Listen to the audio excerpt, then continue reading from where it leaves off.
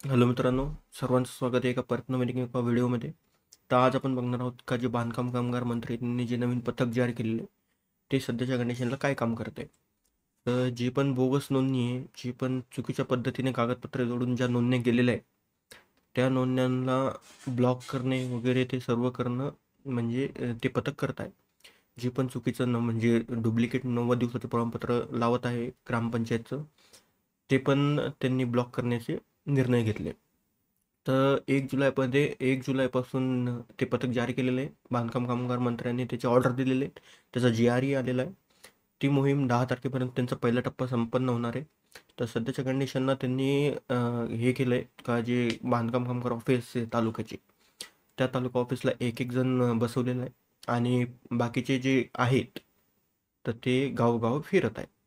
तर जे पण बांधकाम कामगार ऑफिसमध्ये बसलेले आहेत ते काय करतायत की जे पण व्हेरिफिकेशनसाठी येत आहेत त्यांना विचारतात, तुम्ही कोणाला पैसे दिले आहेत का, तुम्ही डॉक्युमेंट कुठून घेतले, 90 दिवसाचं प्रमाणपत्र कुठून घेतले, तुम्ही 90 दिवस काम कुठं केलेलं आहे ते सगळं विचारत आहे. ते एक फॉर्म भरून घेत आहे. जर पैसे वगैरे दिलेत त्याचा एक फॉर्म वगैरे भरून घेत आहेत आणि जर तुम्ही पैसे वगैरे दिलेत तर ते व्हेरिफिकेशन करत नाही आहेत. तर ते पथकाने एवढं सुरुवात केली आणि 10 तारखेपर्यंत त्यांचा पहिला टप्पा चालणार आहे.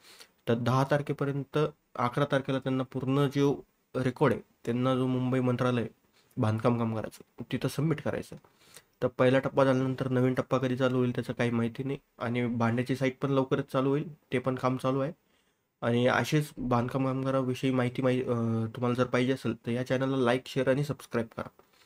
आणि जर कोणी डुप्लिकेट काम करत असाल तर सतर्क करा, कारण खूप जोरात काम चालू आहे. जे डुप्लिकेट नोंदणी, बोगस नोंदणी ते शोधणं खूप जोरात चालू आहे. तर चला भेटूयात नवीन व्हिडिओमध्ये. Bye bye.